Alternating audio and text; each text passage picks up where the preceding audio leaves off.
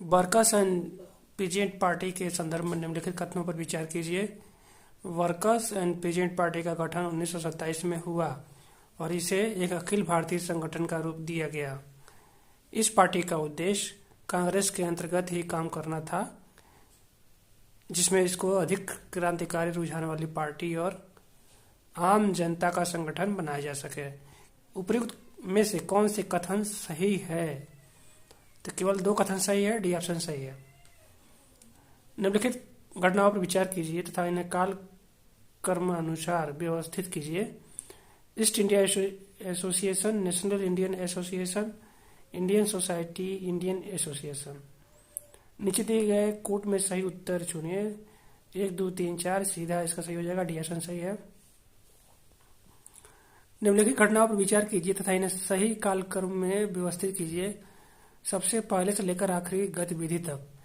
भारतीय नौसेना में विद्रोह, कैबिनेट मिशन की घोषणा, अंतरिम सरकार का गठन, ब्रिटिश संसदीय प्रतिनिधिमंडल का दिल्ली में आगमन। 4, 3, 2, 1। सबसे पहले ब्रिटिश संसदीय प्रतिनिधिमंडल दिल्ली में आया, उसके बाद अंतरिम सरकार का गठन हुआ और उसके बाद कैबिनेट मिशन की घोषणा हुई, फिर शाही भारतीय नौसेना में विद्रोह हुआ। 4, 3, 2, 1। पहले से लेकर आखिरी तक व्यवस्थित करना है। सहमति कार्य अधिनियम 1891 के संदर्भ में निम्नलिखित कथनों पर विचार कीजिए।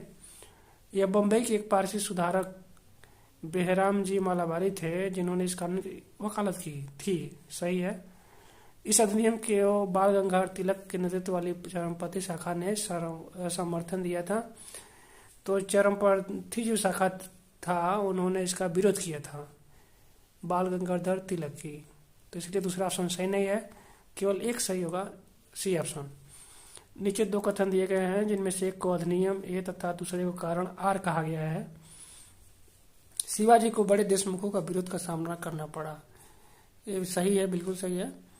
ये देशमुख स्वतंत्र मराठा राज्य के पक्ष में नहीं थे और बीजापुर के सामंत ही बने रहना चाहते थे। तो ये दोनों सही और व्याख्या भी करता है। जब शिवाजी थे तो उनको सामंतों का व्यवहार जो है आपत्तिजनक था और वो विद्रोह करते थे शिवाजी के खिलाफ। तो दोनों कथन सही है और व्याख्या भी करता है। अंडमान तथा निकोबार द्वीप समूह में निम्नलिखित में से किस कारण से प्रलयकारी प्रवाल विरंजन हुआ तथा प्रवालों की सामूहिक मृत्यु हो गई थी? तो इसके कारण है हिंद महासागर के तापमान में 2 डिग्री सेल्सियस की वृद्धि। बी ऑप्शन सही है।